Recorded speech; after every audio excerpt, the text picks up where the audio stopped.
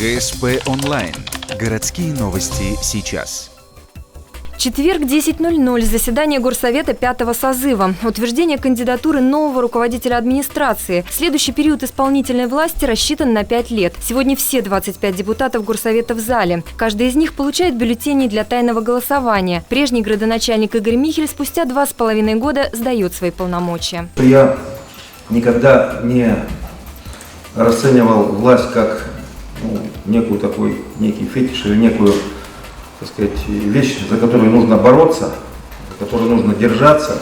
И я с удовольствием констатирую тот факт, что сегодня у нас, наверное, может быть, впервые за последний период проходит смена власти такая эволюционная, естественная, в связи с окончанием срока полномочий, без каких-то там интриг. Претендентов 5. Газпромовец Александр Бусырев, сосногорский депутат Виталий Марченко, доцент УГТУ Евгений Вологин, начальник агентства по делам молодежи Коми Виктор Тельнов и гендиректор ООО «Холдинг Строй» Василий Козлов. Каждый из 5 претендентов коротко представляет себя. Я уроженец поселка Водный, родился 9 апреля 1963 года.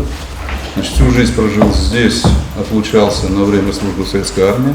У меня 2 детей 88 и 99 годов, Владимир и Михаил. Жена Светлана.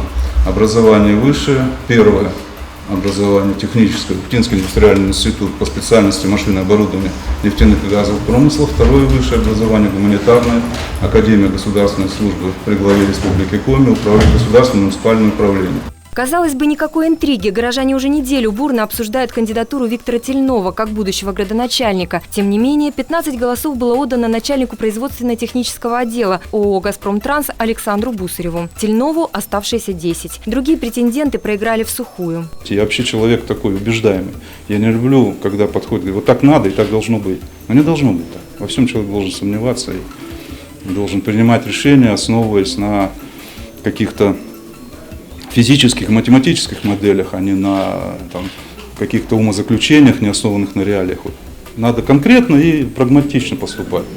В своей предвыборной речи новый градоначальник пообещал в случае избрания плотно работать с республикой, налаживать потерянные связи. Заметил он также, что 8 замов – это перебор. Их должно быть как минимум в 2 раза меньше. Новый руководитель готов сотрудничать с прессой и быть предельно открытым и в меру откровенным. Он признался, что отнюдь не был уверен в своей победе. Нет, уверенности в таких вещах нет. Мало того, в свое время я участвовал в выборах в местный совет, проиграл Шпиготскому. По Водному проходил, я родился на Водном. То есть поражение терпела и в прошлой своей практике. И, в общем, я считаю, что это нормально. Кандидатура такая достаточно тяжелая, и есть за ним поддержка определенная. Поэтому и голосование показало, что, в общем-то, результат такой, так скажем, спортивный.